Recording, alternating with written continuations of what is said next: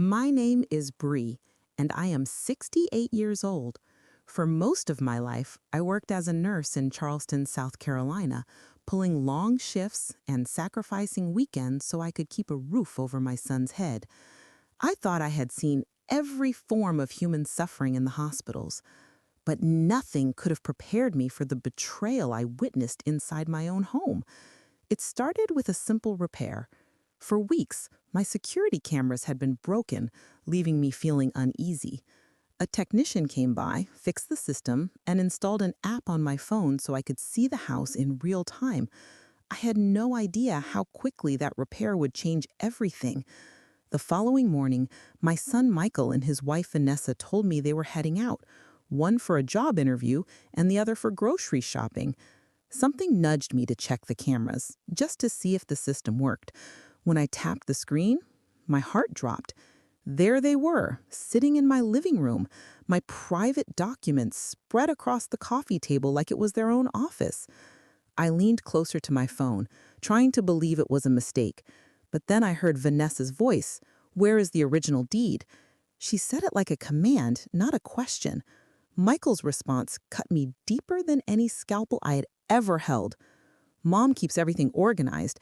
We just have to find it." In that moment, I realized they weren't just snooping. They were planning to erase me from my own life, to steal the very home I had built with 30 years of labor. I want to take you with me through this story, step by step, so you can understand how a mother becomes the target of her own child's ambition.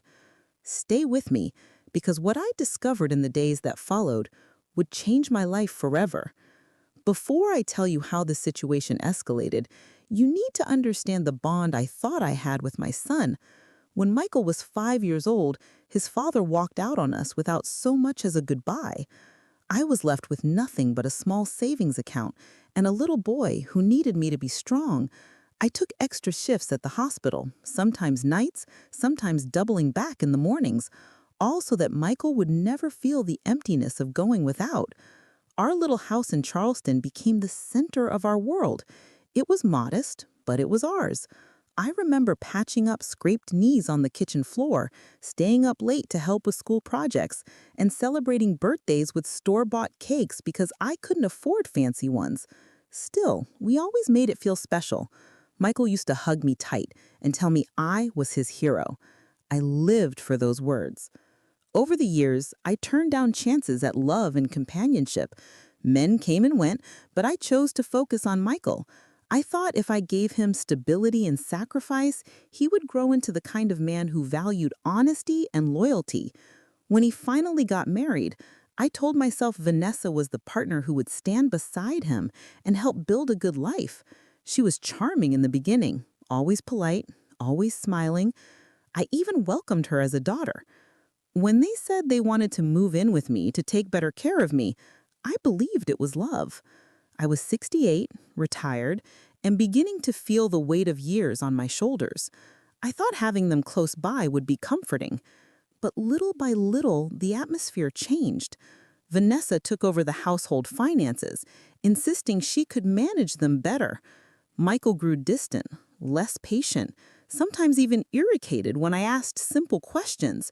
The allowance I gave them each month from my pension, $700, was something I thought of as peace money, yet I overheard them call it crumbs.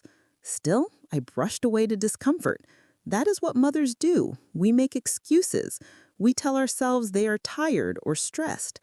I convinced myself it was normal for young couples to struggle, and that my role was to support them. I never imagined that same support would be twisted into evidence that I was nothing more than a burden standing in their way. The morning I truly saw the truth still feels like a nightmare I cannot wake from. I sat at the kitchen table with a cup of tea, my phone beside me, when I tapped the camera app again. At first, I expected an empty room. Instead, the screen filled with the image of Michael pacing back and forth in the living room, his hands running through my neatly stacked folders. Vanessa sat calmly on the couch, flipping through pages as if she were browsing a magazine. "Where is the original deed?" Vanessa's voice was sharp, almost impatient. Anthony said he can't finish the forgery without it. Anthony Blake.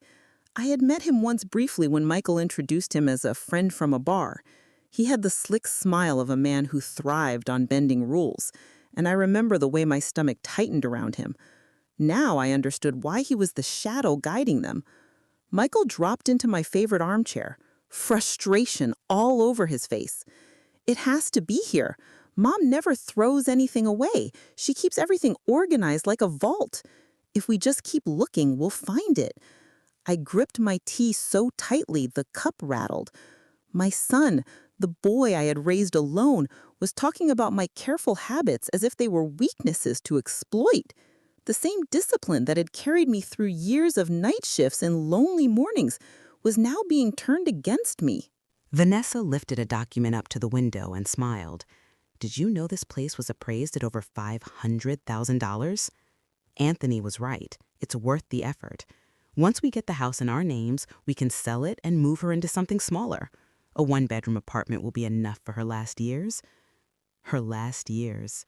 The words made my chest tighten, as though the air had been sucked out of the room. I was not a person to them anymore. I was a problem, a line item on a balance sheet, something to be managed until I was gone. Michael rubbed his forehead.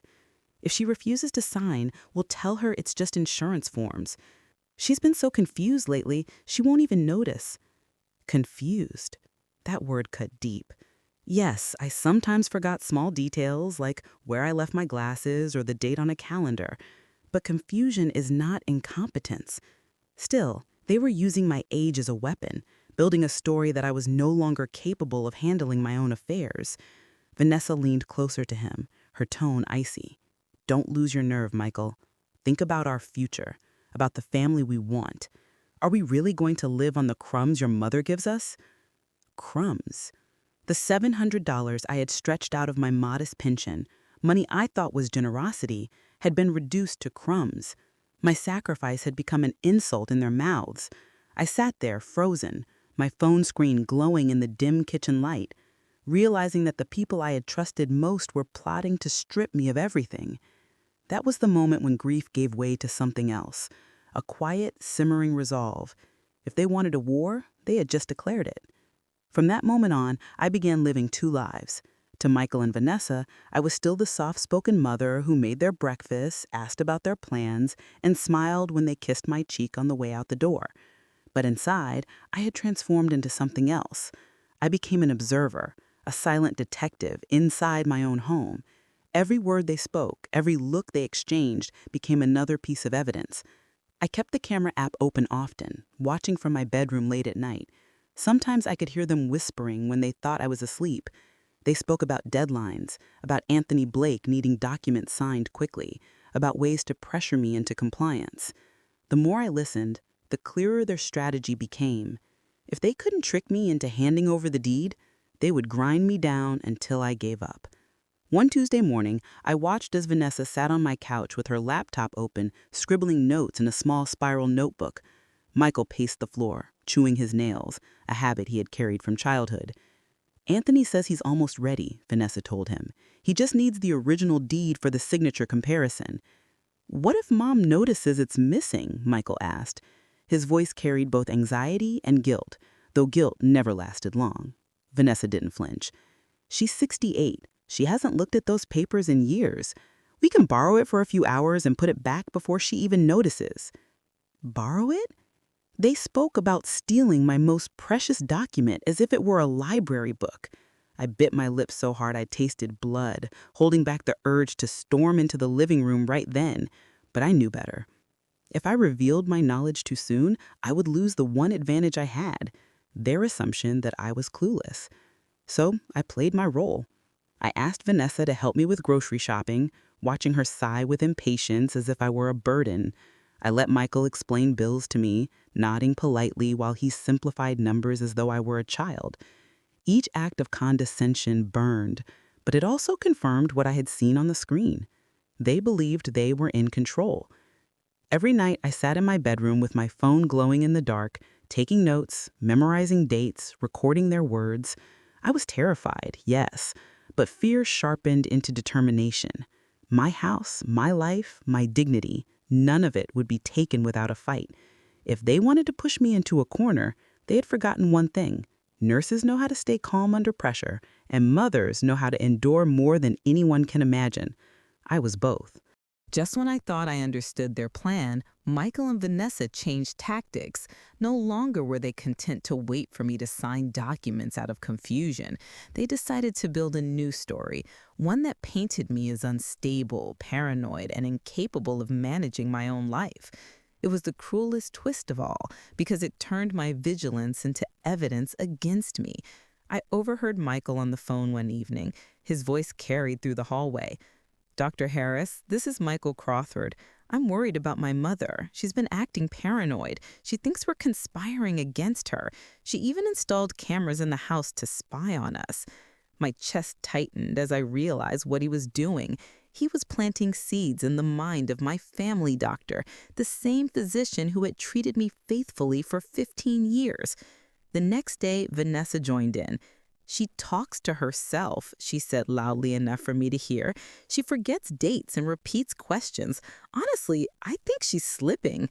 They were building a case, carefully constructing a narrative that I was no longer reliable, that my mind was unraveling with age. It was diabolical, because who would people believe? The devoted son and daughter-in-law, or the aging woman accused of paranoia? I refused to let their lies define me. Quietly, I called Dr. Harris myself. Doctor, I need to speak with you privately, I said, my voice steady. My son and his wife are trying to take my home. They're pretending I'm losing my mind. Dr. Harris was silent for a moment before replying. Bree, those are very serious accusations. Can you come in for an evaluation? I agreed immediately. If they wanted to question my sanity, I would give them the truth on paper. The examination was thorough. Memory tests, problem solving, reasoning, orientation. I answered every question with clarity. When it was over, Dr. Harris smiled. Bree, you have one of the sharpest minds I've seen at your age. There is absolutely no sign of cognitive decline. She typed quickly into her computer. I'm documenting this formally. If anyone questions your capacity, this report will stand as proof. Relief washed over me. For weeks, I had lived under the shadow of their accusations, almost doubting myself at times. But now, I had something stronger than their whispers. I had evidence. The doctor's words felt like armor around my heart.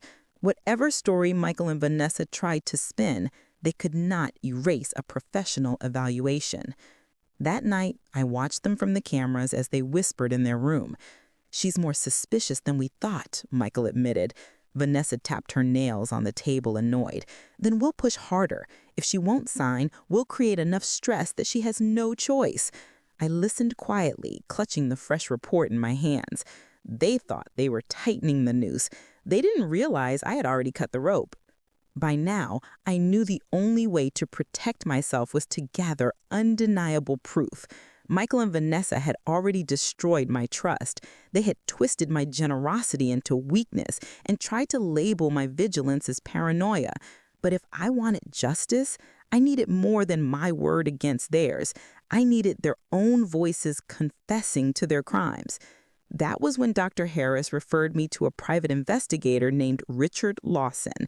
He was calm, professional, and had seen too many cases like mine. Mrs. Crawford, he told me gently, what you're experiencing is financial elder abuse. It's more common than most people think. If you're willing, I can help you collect evidence strong enough to take to court. For the first time in weeks, I felt hope flicker in my chest. I agreed immediately. The next morning, Richard came to my home with the technician. They installed 2 small cameras in the living and dining rooms, hidden so well that even I couldn't spot them once they were in place. He also gave me a discreet microphone, no bigger than a button, that could be clipped under my blouse. All you need to do, he explained, is act as you normally would. Let them talk. Encourage them to explain what they want. The more they reveal, the stronger our case.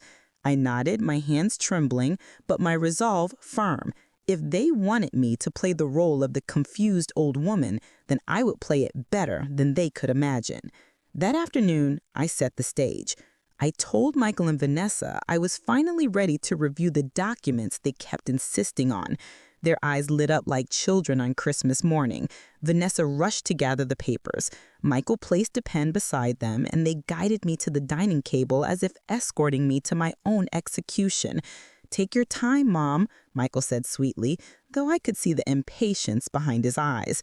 Vanessa smoothed the pages with the confidence of someone who believed victory was within reach. As I adjusted my blouse to sit down, I pressed lightly on the microphone, making sure it was secure. My heart pounded, but my voice remained calm. They thought they had me right where they wanted. What they didn't know was that every word, every admission, every cruel plan would soon be recorded in crystal clarity. For the first time in this nightmare, I wasn't just defending myself. I was setting the trap. The next day, we sat down at the dining table. The sun poured through the window, but the air felt heavy, like the calm before a storm. Michael spread the documents across the table, and Vanessa placed a pen carefully beside them. My hidden microphone was clipped beneath my blouse, the tiny cameras capturing every movement, every breath. "All right, Mom," Michael began, his voice steady but his hands restless. "We'll go through each page so you understand what you're signing." I leaned forward, pretending to squint at the small print. "What exactly does this mean?" I asked, pointing to a clause. "That's just standard legal language," Vanessa replied quickly. "It allows us to make decisions for you if you can't do it yourself." "If I can't do it myself, or if you decide I can't?" My question made Michael's jaw tighten. "Mom," he sighed, "no one is trying to take advantage of you. This is about protecting you." I set the pen down and looked him directly in the eyes. "Protecting me or protecting yourselves?" The silence that followed was sharp. Vanessa broke it with irritation. "Bree, you're overthinking this. Once we sell the house, we can put you in a safe, comfortable place. With $500,000, we'll build a better future for all of us." Her words cut like glass. "So it's true," I said softly. "You're planning to sell my home and lock me away." Michael slammed his hand against the table. "We deserve that money. We've lived on your crumbs long enough. This house should be ours by right." I swallowed the lump in my throat. By right.